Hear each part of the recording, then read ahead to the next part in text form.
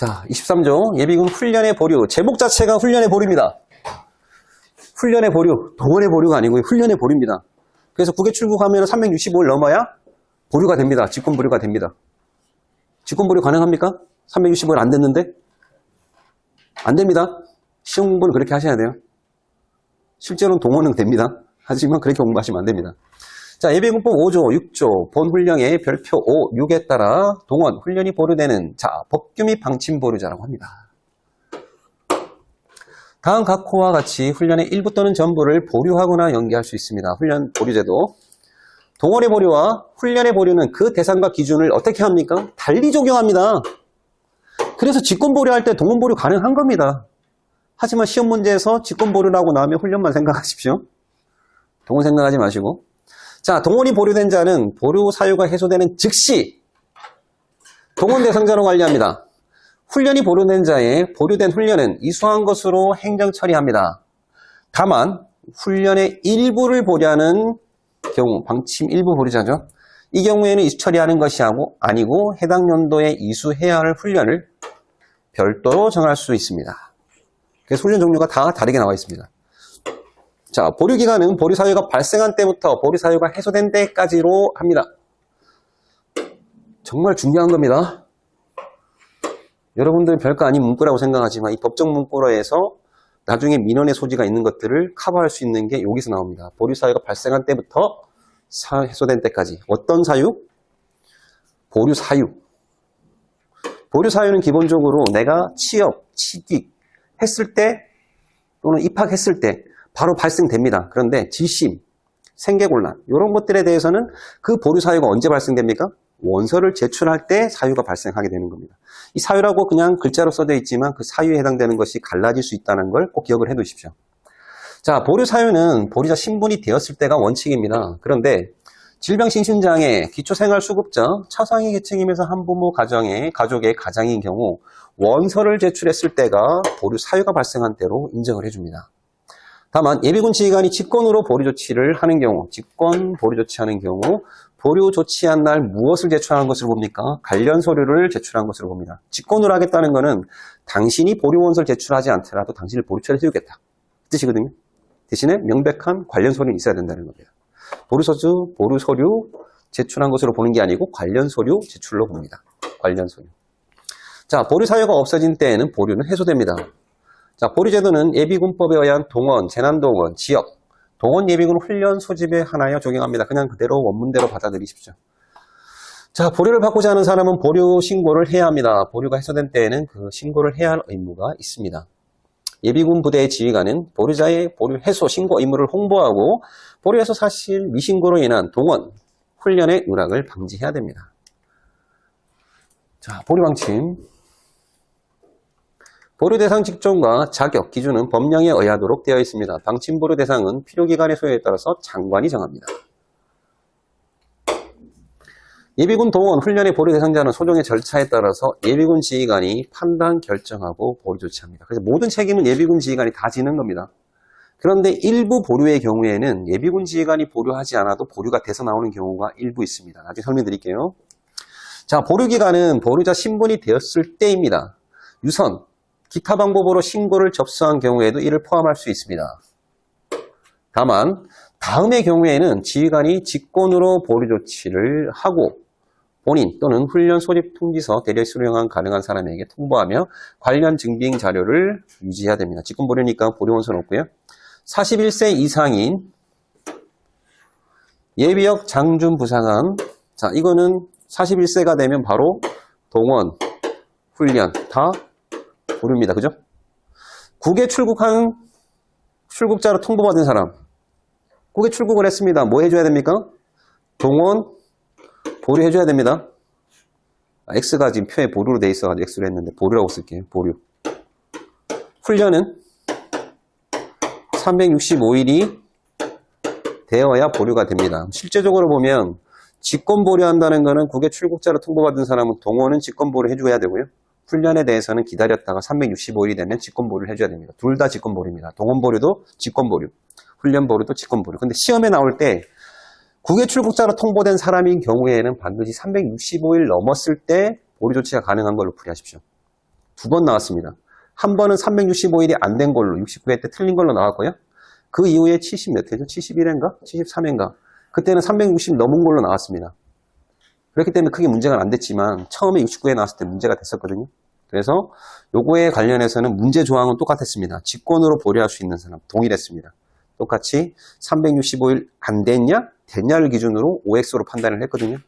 그러니까 결국은 직권 보류라고 했지만 여기에 훈련이란 말이 없어도 훈련이라고 생각하고 문제 풀이하십시오. 여러분들이 풀고 있는 기출문제 69회에는 교육훈련 훈령을 직권으로 보류할 수 있는 사람으로 제가 오류를 수정해놨습니다. 오히려 오류 수정한 게 여러분들한테 독이 될 수 있다는 생각이 들더라고요. 그래서 지금 강의하면서 강조를 해드리는 겁니다. 자, 구속 수감된 사실이 확인된 사람. 자, 이거 예비군법에서는 연기사유잖아요. 법하고 상관없습니다. 이거는 훈령이기 때문에 방침 전면 보류자로 유지합니다. 기타, 그 사유가 명백하여 별도의 보류 신고가 없어도 예비군 지휘관이 관련 증빙 자료를 유지할 수 있다고 판단하여 승인한 경우. 제가 승인한 경우가 있었습니다. 예비군 지휘관 할 때. 그러니까 지금 대학 교수들, 이 사람이 퇴직을 했잖아요. 그러면 명백한 거잖아. 재직 확인서를 제가 할 수 있었던 상황이니까. 그래서 퇴직한 사실을 첨부해가지고 직권으로 보류 해소하고 이 사람이 채용돼서 교수가 된 걸 제가 확인해서 직권으로 보류 조치를 했거든요. 지적받았습니다. 왜 직권으로 보류하셨어요? 기타 그 사유가 명백해서 신고가 없어도 증빙 자료를 유리할 수 있다고 판단을 했기 때문에 했습니다. 여기 교수란 말 없잖아요. 그러면서 다음 장 딱 보여주더니 학생 예비군을 딱 보여주는 겁니다. 학생 기간 이런 부분만 있고 학생만 그렇게 할 수 있도록 되어 있지 그거 하면 안 됩니다. 라고 하면서 감점을 때리더라고요. 그래서 싹 지워버렸습니다. 왜냐하면 감사를 받을 때 갑과 을이 명확하게 나눠지잖아요. 그러니까 제 논리가 맞아서 제 걸 얘기하잖아요. 알았습니다. 그래놓고 다른 걸 그냥 까버리는 거예요. 와, 그래서 작전 계획에서 얼마나 까든지. 아니 그냥 투명도하고 그냥 투명도 스테이지만 딱 붙여놓고 제가 전투지경서 이런 표시 안 했거든요. 그걸 왜 해요? 비문이 되잖아. 그거 표시 안 했다고. 아니 우리 비문으로 만들 수 있는 근거도 없고 나 비친가도 안 난 사람인데 어떻게 비문 만드냐. 상급 만들려고 했잖아요. 그럼 나 비친가 어디서 나냐. 그럼 본인이 알아서 하셔야지. 와 이렇게 따지기 시작하니까 답이 없더라고요. 그러니까 네 하고 넘어가십시오. 감사받을 때는. 각각 우리 명확합니다. 넘어갈게요. 누구요? 얼굴 빨개졌는데? 그렇군요. 자, 라항. 보류 대상자의 동원, 훈련은 보류 사회가 발생한 즉시 보류 적용합니다. 다음의 경우에는 별도로 정한 기간을 충족했을 때 보류 조치합니다. 무엇을? 명백하게 나와 있거든요. 앞부분에 직권 보류라고 했고 뒤에는 훈련을 보류한다고 되어 있기 때문에 여기에 365일 나오잖아요. 365일 훈련을 보류하는 거기 때문에 직권 보류해서 훈련만 보류해 주는 거지 동원 보류하고는 상관이 없는 거거든요. 그럼에도 불구하고 이거는 제가 여러분 다시 말씀드립니다. 직권 보류하고 있을 때 국외 출국은 365일 나왔을 때만 맞게 풀이하십시오. 왜? 학군교회 동원 교관을 제외한 나머지 모든 교관들은 365일이 됐을 때 동원도 보류되고 훈련도 보류된다고 알고 있습니다. 교육훈련 파트는 학군교회에서 교관 출신들만 들어가서 출제를 하거든요. 다른 사람 안 들어갑니다. 훈련만큼은. 그래서 답은 그렇게 정해져 있습니다. 고민하지 마십시오. 어쨌든 외국에 여행 중이거나 체류 중인 사람은 그 기간이 365일 이상인 경우라며 보류 기간은 출국일부터 귀국일까지로 합니다. 자, 1년은 365일이 맞습니까? 맞을 수도 있고 아닐 수도 있습니다. 윤달 끼면 달라집니다. 넘어갈게요. 자, 질병 심신장애의 사유로 그 치료기간이 180일 이상 진단서를 제출한 사람은 보류원서를 제출한 날부터 진단서상 치료가 끝나는 날까지 기간을 보류 조치합니다. 자, 이 문장은 다시 한번 읽어드릴게요. 많이 숙지하고 있고 알고 있는데 상황의 문제로 나올 때마다 계속 착각을 해서 틀리는 문제입니다. 질병심신장애 사유로 그 치료기간이 180일 이상인 진단서를 제출한 사람은 보류원서를 제출한 날부터 진단서상 치료기간가 끝나는 날까지의 기간을 보류 조치합니다. 자, A씨가 있습니다. A씨. 오늘 A씨 많이 나오죠? 진단서를 제출했습니다. 치료기간이 1월 1일부터 5월로 하면 60일이 180일이 안 되니까 6월 30일로 하겠습니다. 1월 1일부터 6월 30일까지 180일 됩니까? 뭐 되는 걸로 뭐 하겠습니다. 일단 하겠습니다. 그리고 보류원서를 언제 제출했냐? 4월 1일 날 제출했습니다. 보류원서를. 자, 보류자입니까? 보류자 맞습니까? 4월 1일부터 6월 30일까지 보류자잖아요. 근데 자꾸 착각을 하시는 거예요.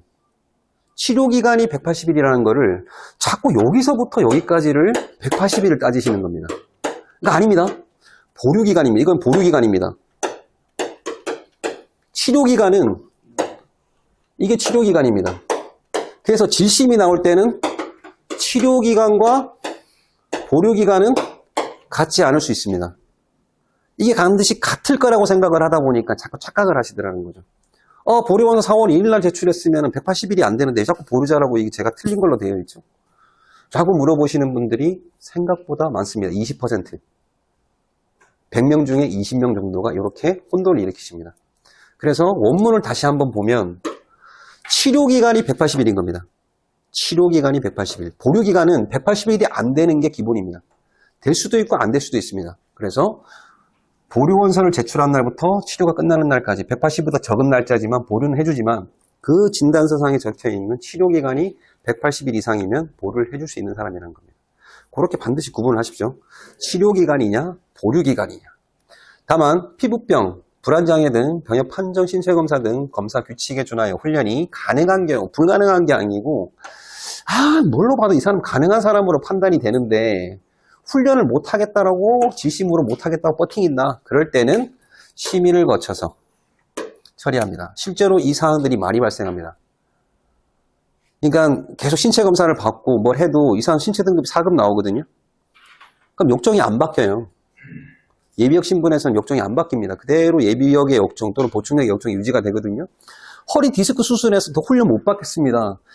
2년 전에도 진단서 제출, 작년에도 진단서 제출, 또 올해에도 진단서 제출. 그런데 이 기준을 보면 뭡니까? 훈련 가능한 사람이잖아요. 근데 진단서를 보면 어떻습니까? 180일 넘었잖아요. 보류 조치해줘야 됩니까? 그 허리 디스크는 병원 가면은 무조건 3개월 이상, 6개월 이상 나옵니다. 그리고 또 가면 또 나옵니다. 매번 나오거든요. 어떻게 해줘야 되죠? 그게 이거라는 겁니다. 물론 해줄 수는 있죠. 근데 그게 악이용되면은 그게 퍼지잖아요. 삽시간에 다 퍼진다는 겁니다. 끊임없이. 저는 그게 기피라고 보거든요. 그럴 때는 어떻게 해야 되냐. 판정 기준에 그 사람이 불안장애든 디스크든 분명히 판정 급수가 바뀌지 않는 수준인데 2년 넘게 끌고 온 거는 뭔가 문제가 있다. 하지만 이 기준에서는 가능한 걸로 판단이 된다. 그러니 대대에서 심의해달라. 보류 조치할지 안 할지를. 반드시 태우셔야 됩니다. 이거 보류 조치 안 해주고 난리 나면 또 민원 들어오고 나만 피곤해지는 상황이 되거든요. 그래서 대대 태우십시오. 대대에서 하라고 이렇게 만들어진 건데 이걸 안 하시더라고요. 다 예비군 지휘관들이 알아서 하시려고 하시더라고요. 원장님, 이 진단서가 2년이 넘은 진단서 여러 번 계속 왔는데 어떻게 해줘야 되죠? 이렇게 물어보시더라는 거죠. 그럴 필요 없습니다. 대대 심의 태우십시오. 대대장 이런 얘기 하거든요. 이거 왜 제가 심의해요? 이렇게 얘기하시면 돼요. 대대장이 다 후임이거든요. 자, 동원 및 네. 예문 등거요? 네, 네. 지금 그 상황에서 3월 15일 날 기본 훈련을 부과하면 어떻게 처리됩니까? 무단불참이죠. 보류원서 전이니까. 네. 보류기간이 아니잖아요. 통지서도 정상적으로 갔으면 이 사람이 훈련이 있는 거 알고 있는데도 불구하고 진단서 제출 안 했잖아요. 진단서는 그렇게 됐지만 사실은 진단서 치료 기간이 그런 사람이 있을까봐 보류 원서를 제출한 날부터로 만들어 놓은 겁니다. 그 지금 무불로 처리가 됩니다. 네, 무불입니다. 그러니까 빨리 제출해야 됩니다. 빨리. 아니면 연기 처리하고 뒤로 옮긴 뒤에 해도 되고, 아니면 뭐 무불이지만 2차까지는 보류 조치 되지 않습니까? 그게 상관은 없죠. 자, 동원 및 훈련 일부로 보류되는 자, 방침 일부 보류자입니다. 야, 이거 이름 얘기하면 안 되는데. 학군교 교육훈련 교관은 여기 일부를 빼고 출제했습니다. 생각보다 많이 틀렸던. 동원 훈련이 보류되는 자, 이렇게 해서 오답을 냈거든요. 일부를 빼가지고. 방침 일부 보류자입니다. 해당 직종에 종사, 근무한 기간이 180일 이상인 경우로 합니다. 보류 기간은 해당 직종에 종사 또는 근무한 날부터 계산합니다. 이게 논란의 여지가 있는 문장입니다. 방침 일부 보류자는 180일 이상인 경우로 한다라고 되어 있으니 학생 예비군이 3월 1일 날 입학을 했습니다. 보류자입니까? 방침 일부 보류자입니까? 이 문장을 보면 그래서 혼란을 겪는 겁니다. 해외여행하고 똑같은 케이스. 그러니까 아니면 해외여행은 다릅니다. 그건 365일이 돼야지 보류를 해주잖아요. 180일이 되기 전부터 보류를 해주는 겁니다. 그런데 원문에 이렇게 돼 있는 거죠. 방침일부 보류자는 종사 또는 근무한 기간이 180일 이상인 경우에 방침일부자를 해주겠다고 했거든요. 이게 아니라는 거죠. 방침일부자는 해당 직종에 취득, 재학, 취업했을 때부터 적용을 하되 보류가 해소된 시간을 고려할 때 종사 근무한 180일이 아닌 경우에는 훈련 보류를 적용하지 않고 이렇게 만들었어야 가장 좋은 표현인데 이렇게 만들었더니 공부하시는 분들 계속 혼란을 겪는 겁니다. 그래서 방침일부는 그 신분을 취득한 순간부터 방침일부 바로 적용합니다. 보류 해소됐을 때 해당 연도 전체의 훈련에 대해서 방침일부를 적용할지 말지는 요걸 기준으로 판단한다. 이렇게 생각하시면 됩니다. 그 계산 방식은 종사 근무한 날부터. 이건 보류 해소와 관련되어 있다고 생각하시면 됩니다. 해소. 취득과 관련되어 있는 게 아니고 취득은 그냥 하자마자 바로 해주도록 되어 있습니다. 각급 학교 학생, 기간제 교사는 180일 또는 1개 학기 이상을 재학, 보류 적용 요건을 충족한 것으로 간주하고 재학기간 각 학교 학칙에 의해서 재학생은 인정되는 기간을 보류 기간으로 적용합니다. 다만 수업 연한을 초과한 복수전공, 부전공, 연계전공, 재수강자, 졸업유예, 연기자, 수료자, 유급자 등을 학생 보류 대상에서 제외하고 지역예비군으로 편성합니다. 자, 이것도 논란의 여지가 좀 있습니다. 유급한다고 해서 수업 연한을 초과한 건 아니잖아요. 했을 수도 있습니다. 4학년 2학기 때 유급되면은 학기 초과잖아요. 1학년 때 유급이 됐습니다. 1학년 1학기 때. 보류 해소해야 됩니까? 2학기 때 열심히 해가지고 학점 다 충족하고 2학기 정상적으로 갈 수 있잖아요. 그 기회를 왜 뺐죠? 보류 해소해야 됩니까? 키워드는 뭐냐면 수업 연한 초과입니다. 실제 대학 지휘관분들이 많이 실수하는 게 이겁니다. 유급자네? 보류 해소. 그렇게 하시면 안 됩니다. 총 8개 학기를 초과했을 때만 보류 해소하십시오. 다른 거 고려할 거 전혀 없습니다. 그런데 7개 학기를 했는데 이 사람이 졸업자야. 그럼 보류 해소하셔야 됩니다. 초과는 안 했지만 조기 졸업을 해버린 거니까. 그런 경우에 보류 해소하는 게 맞아요. 그런데 유급자라고 해서 무조건 하시면 안 됩니다. 수업 연한을 초과했을 때 하시는 겁니다. 또한 보류 적용 요건을 1개 학기를 기준으로 적용 시 통상적으로 1학기는 3월 1일부터 8월 31일까지, 2학기는 9월 1일부터 6월 28일까지로 적용합니다. 자, 휴학 신청하고 복학 신청을 많이 합니다. 자, 1학기가 3월 1일날 시작되게 되면 복학 신청을 언제부터 받냐면 1월 달부터 받거든요. 1월 15일부터. 복학하겠습니다. 신청을 딱 하면 예비군 지휘관은 걔를 데리고 와요. 그럼 보류가 언제부터 시작되죠? 그 1월 15일 날 데리고 왔으면 데려오자마자 뭘 하냐면 예비군 지휘관은 거기 보류 찍어버립니다. 근데 걔가 공부 시작하는 건 언제부터죠? 보류 찍으면 안 돼요. 보류 찍으면 안 된다는 겁니다. 그래서 데려오는 것 자체를 언제 해야 되냐? 3월 1일 기준으로 하시면 됩니다. 예비군법하고 조직훈령이 뭐라고 돼 있죠? 재학, 재직한 경우에 직장관할 지방병무청한테 3일 이내에 통보하게 돼 있잖아요.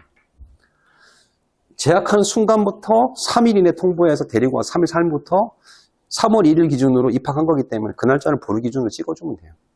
늦게 하는 거는 문제가 안 돼요. 그런데 먼저 하게 되면 여러 가지 문제가 생긴다는 겁니다. 복학하려고 했는데 아이씨 그냥 휴학할래요. 다시 내보내야 된다니까. 그럼 일을 한두 번 하는 게 아니고 1월 1일부터 3월 1일까지 계속 하셔야 돼요. 매일매일. 복학 신청이 하루에 다 하는 게 아니고 계속 이어지거든요. 3월 15일까지 이어집니다. 3월 15일까지 받아주거든요. 그럼 계속 일하셔야 돼요. 그래서 한 번 딱 일하고 끝내십시오. 3월 1일과 9월 1일. 저는 그렇게 했습니다. 그래서 할 일이 별로 없더라고요. 대신에 이제 이날은 되게 바빠요. 4,000명의 인원들을 다 비교 분석해가지고 제적할 사람 제적하고 뭐 빼낼 사람 빼내고 이렇게 했었거든요. 그래야 대학 가셔도 편하게 일할 수 있습니다. 멘토님 이렇게 하고 계십니다. 제가 알려드린 대로. 다른 대학에 계신 분들은 휴학 신청하면 재적 처리, 복학 신청하면 전입 전출 이렇게 해서 엄청나게 일을 많이 하신다고 하더라고요. 그렇게 하지 마십시오. 간단하게. 자, 단서조항. 아니요, 뒤에 있구나. 자, 181 또는 1개 학기를 충족하지 않은 경우에는 신문과 연차에 맞는 훈련에서 이수한 훈련 시간을 제외하고 실시하면 됩니다. 맞는 말이고요. 각급 학교 교사 중 6개월 미만으로 계약, 체결한 기간제 교사는 연속입니다. 중요합니다. 이게 바뀐 겁니다. 연속해서 재계약했을 때에만 합산을 해줍니다. 떨어져 있는 3개월, 4개월 합산을 해서 해주는 게 아니고 그게 이어졌을 때만. 연속해서 계약을 했을 때만 180일 이상 인정을 해주고 보류 조치합니다. 그리고 5항에 보면 1항에서 3항까지의 기간을 충족하지 못한 경우에는 그 기간 동안 훈련을 연기 처리한다고 되어 있잖아요. 아닙니다. 3항의 경우에는 방침 일부 보류자이기 때문에 달리 정하는 거라서 이거는 상관이 없습니다. 잘못 만들어진 거고요. 정확하게 표현한 거는 2항까지로 나와 있어야 됩니다. 이거 계속 잘못됐다고 얘기했는데 이번에도 개정이 안 됐습니다. 자, 망. 법규 및 방침 전면 보류자의 훈련 보류 조치는 보류 기간 중 부과된 해당 연도 훈련에 한해서만 이수 처리합니다. 자, 해당 연도 훈련은 제가 말씀 1차, 2차, 3차라고 했잖아요. 근데 나중에 뒤에 나옵니다. 해당 연도 훈련 1차, 2차에 한해서. 여기는 또 해당 연도라고만 되어 있습니다. 있고 없고를 가지고 없으면 틀린 거 아니야 라고 생각하지 마시고 이때는 어떻게 공부하셔야 되냐? 한 해. 한 해가 들어가면 차수가 없어도 맞게 풀이하셔야 되는 문장입니다. 주의할 문장 중에 하나죠. 맞는 문장, 틀리게 판단하기 쉬운 문장. 자, 마목. 법규 및 방침 전면 보류자는 소속 예비군부대 훈련 주기에 따라 훈련을 부과하고 부과된 훈련에 대해서 보류 조치합니다. 자, 여기도 학군과 교관이 들어가면 전면 빼고 출제합니다. 저 위에서는 일부 빼고 출제하고 여기는 전면 빼고 출제합니다. 자, 보류 조치 아까 말씀드렸죠. 지난 시간에.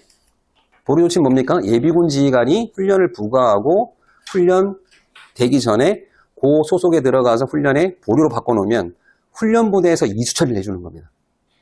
보류 조치는 예비군 지휘관이 하고 이수처리는 훈련부대에서 하는 겁니다. 나중에 합격하시면 아시게 될 거예요. 어렵지 않으니까. 자, 보류 대상자가 보류 원서를 제출, 유선 등의 방법으로 신고한 시점과 보류자 신분이 된 시점 사이에 예비군 부대에서 부과한 훈련이 있을 경우에 이수한 것으로 처리합니다. 자, 전년도에 25년 1월 1일 날 경찰 그리고 26년 4월 1일 날 보류 신고 26년도에 2형의 출퇴근 훈련이 있었습니다. 4일 훈련. 무불했습니다. 2월 됐습니다. 25년 4월 달에. 여러분 이게 맞는 겁니까? 이수 처리 가능합니까? 전년도 4월 달 훈련.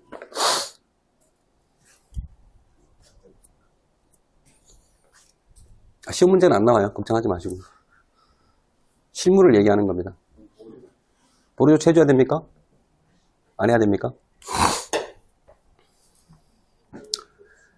2항을 보고 방항의 본문을 보면 법규 방침 전면 보류자, 법규 보류자잖아요. 경찰관. 예비군 훈련 주기에 따라 훈련을 부과를 했었습니다. 정상적 부과를 했잖아요. 근데 그 사람 찬성 안 했잖아요. 부과된 훈련에 대해서 보류 조치하도록 돼 있잖아요. 그죠? 해당 연도 훈련에 한해서. 정상적으로 25년 훈련 부과인데 무단불참했고 2월 됐잖아요. 그런데 보류 대상자가 보류 원서를 제출한 시점과 보류자 신분이 된 사이 시점, 보류자 신분이 된 건 언제죠? 25년 1월 1일. 사이 시점에 예비군 부대 부관 훈련이 있을 경우에 이수한 것으로 처리합니다. 자, 해당 연도라고 되어 있지만 어떻게 해야 되죠? 이수 처리해줘야 됩니까? 안 해줘야 됩니까? 이 논란의 여지가 되게 많은 겁니다. 해주는 게 정상적인 처리라고 봅니다. 근데 이미 판단하지 마시고요. 부대 전화해서, 수인군 부대 전화해서 해줘야 됩니다. 왜? 이 사람은 보류 신고를 한 순간부터 과거에 그 신분을 취득했던 그 순간부터 다 유예해버리거든요. 다 유예해버리는 겁니다. 그 다음에 정상적으로 이런 경우에도 이수 처리를 해줄 수 있다는 겁니다. 근데 경찰이 되기 전에 뭐 3차까지 무단불참하고 경찰이 됐다. 그건 안 되죠. 신분이 된 건 명확한 거니까. 하지만 시험의 문제에 나오진 않을 겁니다. 실무에서 여러분들이 조금 고민할 문제입니다. 해당 연도의 한 해라는 부분과 바항의 이항이 충돌을 일으키는 문장입니다. 그래서 이거를 강조하시는 분들은 안 된다고 얘기하시고요. 이거를 강조하시는 분은 된다고 얘기하십니다. 그러면 예비군법에서 예비군 훈령에서 예비군 관련해서 이제 충돌을 일으킨다 그러면 누구한테 유리하게 해줘야 됩니까? 부대가 아니고 예비군한테 유리하게 해줘야 됩니다. 그게 법적인 해석입니다. 그래서 해주는 게 타당합니다. 실제적으로는 물어보고 하셔야 돼요. 이민하지 마시고. 자, 보류 절차. 예비군이 동원이나 훈련을 보류받고자 할 때에는 보류원서와 관련 서류를 소속 예비군 지휘관에게 직접 제출, 팩스, 인터넷 예비군 홈페이지, 촬영 후에 전자통신망, 문자메시지 이용해 제출하면 됩니다. 다만 본인이 제출할 수 없을 때는 동일 세대 내 세대주, 가족 중 성년자 또는 본인의 고용주로 하여금 제출하게 할 수도 있습니다. 자, 보류원서가 있고 관련 서류가 있으면 본인이 신고하는 거고요. 보류원서가 없이 관련 서류만 첨부하면 직권으로 보류 조치하는 거라 생각하시면 됩니다. 자, 1항. 소속 기관 학교회장이 발행한 재직증명서 또는 재학증명서를 제출하는 경우는 직장예비군이 편성되어 있지 않은 직장 및 학교에서 재직 재학하고 있는 예비군에 한해서만 하도록 되어 있습니다. 그런데 남옥에 보면 각급 학교 학생 중에 학적조회를 통해 수업연화를 초과한 경우에 보류대 제외하며 지역예비군에 편성한다. 이거 불가능한 겁니다. 왜? 1항의 하위 카테고리로 돼 있잖아요. 그래서 지역예비군 지휘관 중에 학생 예비군들이 있거든요. 학적 조회를 할 수 있는 권한이 없습니다. 그래서 이게 여기 들어가시면 안 돼요. 2항으로 분리가 되고 이게 3항이 됐어야 되는 건데 잘못 카테고리를 만들다 보니 이렇게 된 거예요. 그래서 예비군 지휘관들이 이 훈령을 가지고 일부 학생들한테 학적 조회를 요청하거나 아니면은 학교에 전화해가지고 계속 요청하거든요. 그거는 잘못된 겁니다. 내가 학적 조회를 직접 할 수 있는 게 아니기 때문에. 그러니까 예비군한테 보류해서 신고를 하게끔 만들어야 돼요. 직접 하시면 안 됩니다. 이거는 잘못 들어간 겁니다. 하지만 이해는 하고 계십시오. 자, 국외 출기국자는 병무청에 전송된 출기국자 명부를 첨가하여 처리합니다. 자료가 미비할 경우 조회에 의하여 처리합니다. 다만 복수국적, 이거 생각보다 많더라고요. 복수국적을 소지한 예비군이 외국의 여권을 사용하여 출기국할 경우에 출기국 사항이 조회되지 않을 수 있습니다. 실제로 이런 사항들이 꽤 많이 있습니다. 그럴 때는 지방면무청에 해당 예비군의 출기국 사항을 확인하여 보류해야 됩니다. 그 사람이 그렇게 출국했는데 내가 어떻게 알아? 그죠? 그래서 훈련 무단불참하고 통지서를 보내잖아요. 통지서를 보내면은 가족들이 받습니다. 가족들이 전화를 해줍니다. 우리 아들 출국했는데요? 근데 국동체에는 출국이 안 뜨잖아요. 그럴 때 지방면무청이 확인하는 겁니다. 그러면 지방면무청 이중 국적자 복수 여건에서 출국했는지 확인해서 다시 업그레이드 시켜줍니다. 그러면 정상적으로 연기 처리하시면 돼요. 또는 보류 처리하거나. 대학식전 예비군 부대가 편성되어 있는 학생 예비군에 가끔 학교 보류 조치는 아까 그 위에 있던 게 일로 들어왔어야 됩니다. 자, 가끔 학교 학생의 보류 조치는 학적 보유 자료에 이거 직권으로 처리합니다. 다만 관련 자료 확보가 가능하도록 학적 취급부서와 협조하고 학적 취급부서와 협조 등을 통해서도 확인할 수 없는 경우 개별 확인을 하며 이를 통해서도 확인할 수 없는 경우에 별도 신고를 하게 할 수 있습니다. 대부분 이런 경우는 없습니다. 전산이 잘 돼 있어서. 보류원서를 접수한 예비군 지휘관은 보류 조치 승인 여부를 결정하여 예비군에게 통보하고 국동체에 입력 조치합니다. 예비군 지휘관이 직권으로 보류 조치하는 경우 보류원서 작성 없이 관련 자료 근거로 국동체에 입력을 합니다. 이 경우 본인 또는 예비군 훈련 소집 통지서 대리 수령 가능한 사람에게 보류 사실을 통보하고 증빙 서류를 유지합니다. 통상 보류 조치하고 나서 이메일로 보내면 끝입니다. 자, 보류 대상자가 보류 적용 기준, 기간, 충족 시에 소속 예비군 부대 훈련 주기에 부과된 훈련에 대해 국동체 훈련 일자, 시간을 정리하고 보류 조치합니다. 기간 미달 시에는 연기자로 처리합니다. 그 내용의 국외 출국자는 출국자 명부를 근거로 연기 처리를 합니다. 기본적으로 연기는 정의 뭐라고 되어 있습니까? 훈련 부과된 사람이. 맞습니까? 소집 통보를 받은 사람이. 정당한 사유로 훈련 일정을 미루는 거거든요. 그런데 국외 출국자 같은 경우에는 그럴 필요가 없다는 거죠. 부과하고 통지서를 보내지 않았음에도 불구하고 출국한 것만으로도 확인을 해서 직권으로 연기 처리가 가능합니다. 직권으로. 연기 소리 없이 직권 처리가 가능한. 365일 이상 체류 시에 보류 조치를 합니다. 그 전까지는 연기 처리하다가 일시 귀국 시 국내 체류 기간이 14일 이내인 경우는 합산 처리하도록 되어 있습니다. 다만 출국일, 귀국일은 국외 체류 기간에 포함합니다. 자, 뭐라고 되어 있냐면 다시 한번 읽겠습니다. 국외 출국자는 출국자 명부를 근거로 연기 처리합니다. 그리고 365일 이상 체류 시에 보류 조치합니다. 어떤 귀국? 일시 귀국. 일시 귀국. 잠시 왔다가 다시 출국하는 경우에는 국내 체류가 14일 이내인 경우에는 합산하여 처리합니다. 그리고 출국일과 귀국일은 국외 체류 기간으로 넣습니다. 4월 1일 날 귀국했습니다. 그러면 14일을 중간기간에 있는 거는 포함해준다고 했잖아요. 그러면 15를 더해보겠습니다. 4월 16일. 자, 16일은 출국일입니다.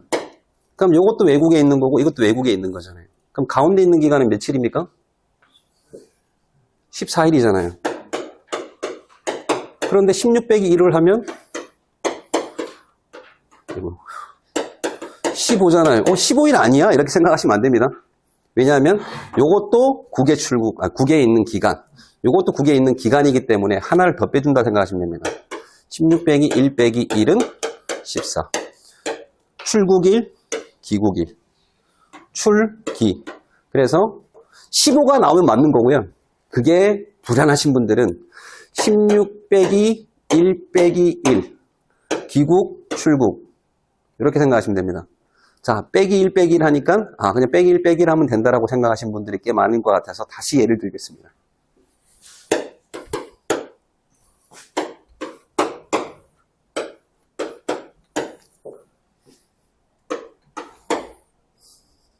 저도 계산 좀 하고 18. 출국. 요 가운데 있는 기간은 14일 맞습니까? 18. 욕하려고 쓴 건 아닙니다. 18 빼기 3은 15일이잖아요. 이거는 출국과 귀국 중에 한 개만 선택한 겁니다. 그래서 18 빼기 3은 이건 귀국일이죠. 출국일을 하루 더 빼줘야 되는 겁니다. 출국일. 그러면 14가 나오잖아요. 이렇게 계산하시면 안 헷갈리실 겁니다.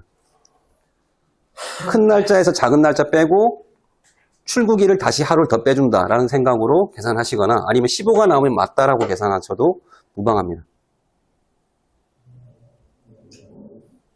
일시 귀국일 때만 이 계산을 적용하는 거고요. 그냥 다시 출국할 계획이 없는 사람은 4월 3일 날 귀국했습니다. 끝난 겁니다. 출국을 5월 1일 날 다시 출국했습니다. 그럼 이때부터 다시 카운트입니다. 1일. 이렇게 되는 겁니다.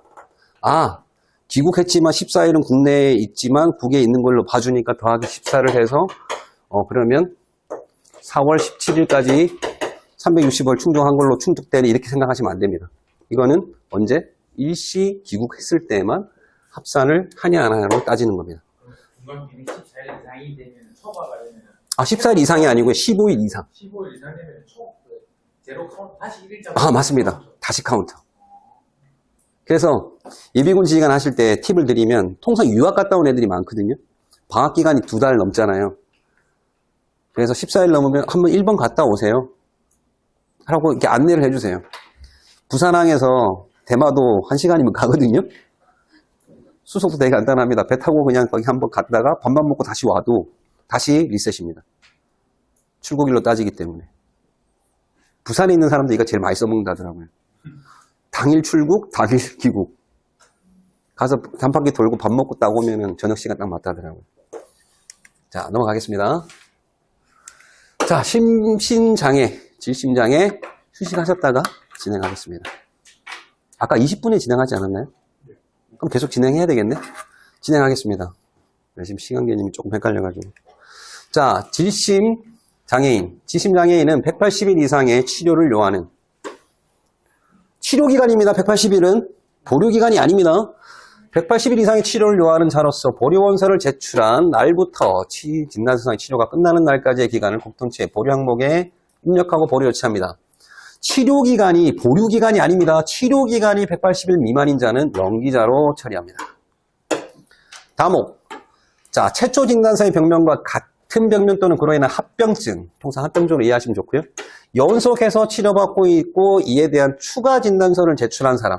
추가 진단서라고 했으니 최초의 진단서를 제출한 사람이겠죠. 최초 진단서를 제출하고 추가 진단서를 제출한 사람입니다.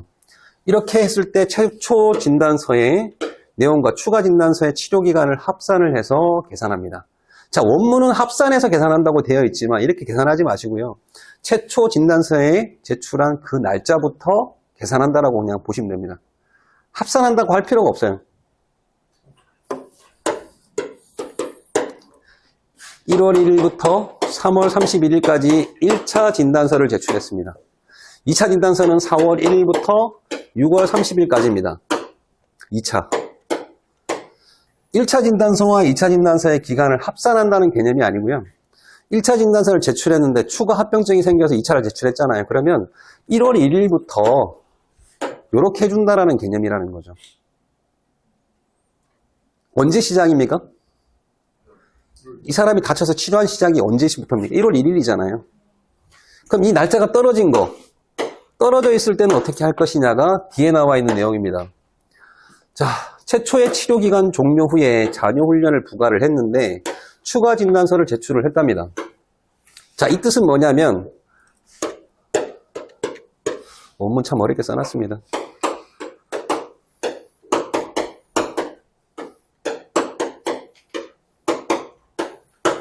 자, 1월 1일부터 3월 31일까지 2차 진단서를 제출을 했고요. 15일부터 4월 1일 사이에는 진단서가 없어요.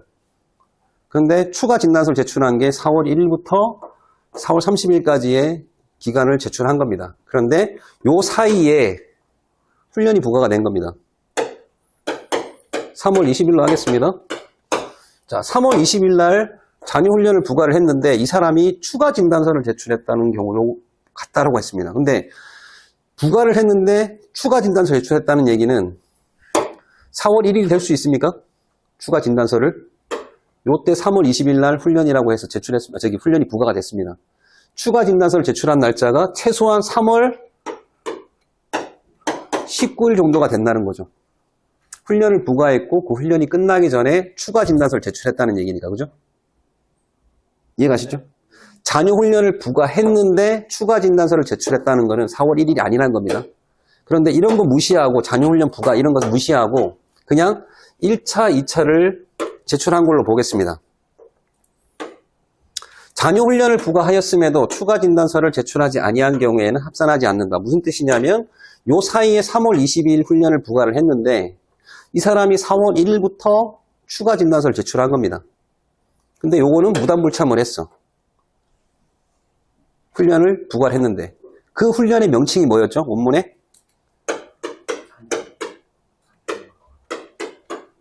잔여훈련이라고 표현되어 있습니다. 잔여훈련이 뭐죠? 예전에 보충훈련이가 돼 있었거든요. 그래서 명백했는데 그걸 잔여훈련으로 바꾸면서 논란이 생긴 겁니다. 교육훈련은 어디에도 잔여훈련에 대한 정의를 해준 게 없어요. 결론은 우리는 이걸 보충훈련으로 보고 풀이하셔야 됩니다. 잔여훈련을 부과했음에도 제출하지 아니한 경우에는 합산하지 아니한다. 그러면 잔여훈련이 아닌 1차 훈련을 부과했음에도 불구하고 무단불참하고 차후에 제출한 건 어떻게 해준다? 반대로 얘기하면 합산해준다. 1차 훈련은 합산한다. 2차부터는 합산하지 않는다. 이렇게 이해를 하셔야 됩니다. 이해를 못 하신 것 같은데. 다시. 더 쉽게 얘기할게요. 정말 쉽게 얘기하겠습니다.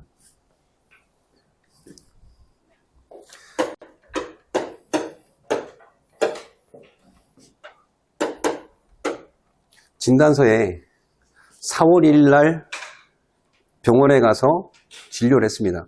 진단서를 받았습니다. 근데 그 진단서에 이 사람이 다친 날짜가 나와 있습니다. 26년 1월 1일 날 교통사고가 발병의 원인이 돼서 지금 현재 병원에 온 4월 1일부터 6월 30일까지 치료가 필요하다고 합니다. 치료 기간이 이 사람은 실제적으로 몇 개월입니까? 며칠입니까? 180일 충족한 겁니까? 그럼 이 사람은 4월 1일 날 보류원서를 제출하면 보류자가 됩니까? 됩니까? 답변이 없으시죠? 네? 4월 1일. 4월 1일부터. 자, 요거까지만 생각하자고요. 근데 1월 1일 날 이 사람이 다쳤습니다. 다쳤는데 3월 30일까지, 3월 31일까지 치료기간인 1차 진단서를 제출했던 겁니다. 제출했고 3월 죄송합니다. 15일로 할게요. 3월 15일. 그리고 3월 20일 날 훈련이 부과가 됐습니다. 자, 1차 진단서 제출했고 2차 진단서 제출했습니다. 그게 3월 20일 날 훈련이 부과가 됐었는데 이게 1차 훈련이었습니다. 자, 이 사람의 보류 기간은 언제부터입니까? 2차 진단서를 이때 제출했습니다. 4월 1일 날.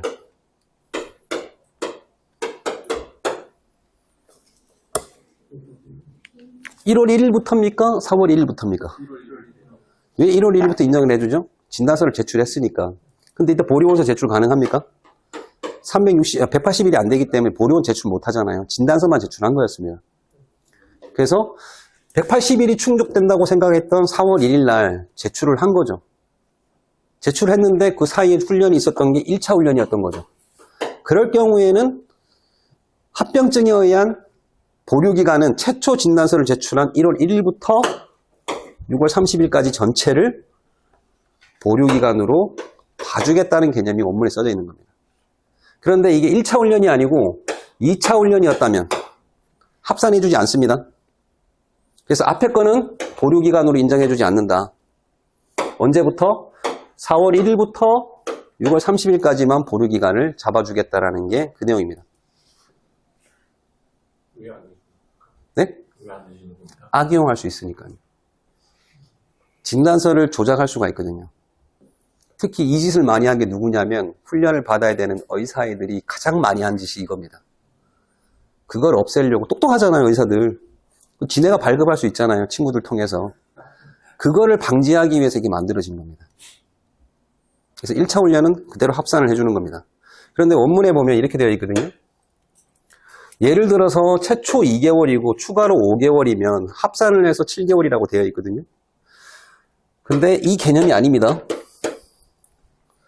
1월 1일부터 2월 28일까지 그리고 중간에 끊어져 있고 4월 1일부터 7월 30일까지 이렇게 되어 있으면 앞에 거 2개월이고 뒤에 게 4, 5, 6, 7, 4개월 이렇게 합쳐서 6개월을 인정해 주는 게 아니고 여기 3월 한 달 동안 있잖아요. 비어있는 이 한 달도 인정이 돼서 총 6 더하기 1에서 7개월을 보류기간으로 잡아주는 겁니다. 이 예문이 잘못되어 있는 거예요. 훈령 만들 때. 그래서 합산을 한다는 개념이 아니고 최초 진단서를 제출한 이날부터 2차 진단서가 치료 끝나는 그날까지를 보류해준다라고 표현하는 게 더 정확한 표현이었던 거죠. 원문은 합산이라고 되어 있지만 여러분들은 그렇게 이해하셔야 됩니다. 상황에 문제 나왔을 때. 핵심은 요 가운데 비어있는 기간에 훈련이 부과가 안 되어 있으면 그냥 전체를 다 보류기간. 부과가 됐는데 무단불참했다 하더라도 1차 훈련이면 무단불참했던 걸 다시 보류 조치를 해서 이수처리 해줘야 됩니다. 근데 2차와 3차인 경우에는 그 앞에 제출했던 걸 인정하지 않고 뒤에 제출했는 그날부터 보류기간으로 인정을 해주는 겁니다. 됐나요? 그게 이 내용입니다. 다시 한번 설명을 더 해드릴까요? 항상 이 부분 들어가면은 시간이 많이 걸리더라고요. 자, 이해하신 분도 있을 것 같고 없는 분도 있을 것 같아요. 자, 댓글 한번 보겠습니다.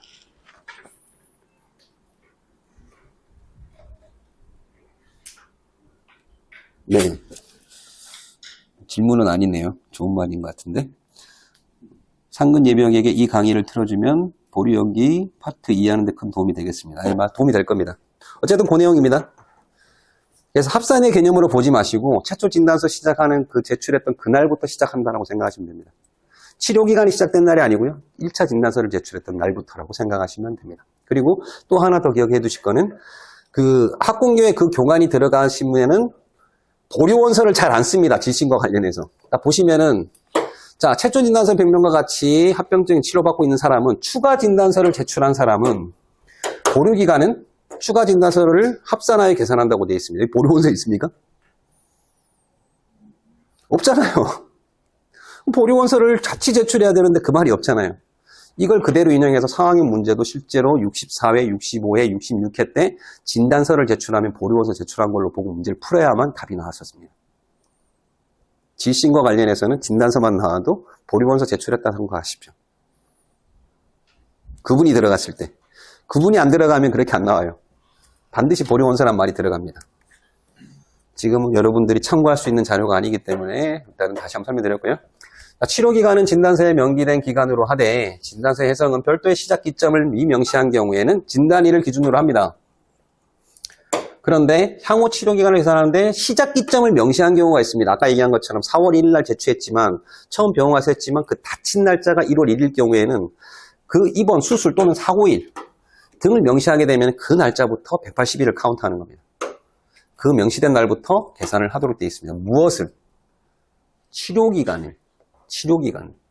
다만 중증 질병으로 진단서상 치료기간을 표기할 수 없는 기간, 보류기간 아닙니다. 치료기간을 표기할 수 없는 경우에는 진단평론과 향후 치료에 대한 의사소개를 참고하여 대대급 이상 심의를 통해서 처리합니다. 다시 한 번 더 위에 거 다시 정리하고 한번 가겠습니다. 얼굴 표정은 이해를 못한 표정이에요. 자, 최초 진단서의 병명과 같은 병명으로 인해 또는 그로 인한 합병증으로 연속해서 치료받고 있는 사람의 추가 진단서에 제출한 자의 보류기간은, 자, 보류기간은 별표 좀 쳐주시고요. 최초 진단서와 추가 진단서의 치료기간, 요것도 별표 쳐두십시오. 보류기간을 합산하냐 안 하냐는 추가 진단서를 냈을 때 치료기간이 앞과 뒤 사이에, 요거 앞부분이 연결된 건 상관없고 그 사이에는 잔여훈련이 부과가 되어 있는지를 봐라. 그 잔여훈련이 2차와 3차일 때 이 사람이 정상적으로 그 전에 제출하지 않으면 합산해주지 않는다. 근데 1차이거나 훈련이 없을 때에는 그 중간기간까지 다 포함해서 최초 진단서 제출한 날부터 합산해준다. 이렇게 생각하시면 됩니다. 치료기간과 보류기간 헷갈리지 마십시오. 지신과 관련해서는. 다시 한번 강조드리고요.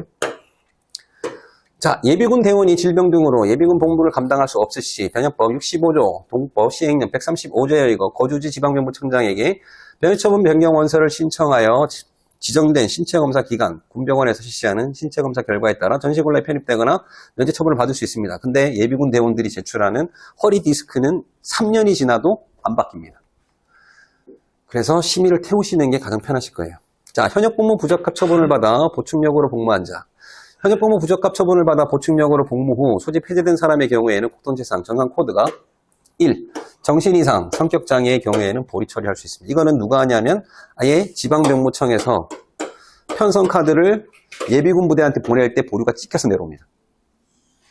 찍혀서 내려옵니다. 근데 요즘은 이게 몇 년 지나다 보니까 나 예비군 훈련 왜 안 시켜줘요? 오히려 역으로 걸고 있습니다. 이게 소문이 다 났거든요. 정신 이상자라는 게. 내가 정신병자예요? 이렇게 민원을 넣는다는 겁니다. 그래서 되게 곤란한 상황에 처해 있다고 하더라고요. 어쨌든 여러분들이 별도로 처리할 거 없이 보류 조치가 돼서 나오는데 요즘 병무청에서 책임을 회피하려고 보류 조치 니들이 하세요라고 공문을 같이 내려준답니다. 누가 책임지라고? 예비군 지휘관이 지라고. 예전엔 찍어서 내려왔거든요. 지금은 또 바뀌어가지고 이렇게 해당자들에 대한 신체검사 결과가 여기에 해당되니 보류 조치하세요라고 내려온답니다. 그렇습니다. 자, 보류해소 절차, 요거는 휴식하셨다 진행할게요.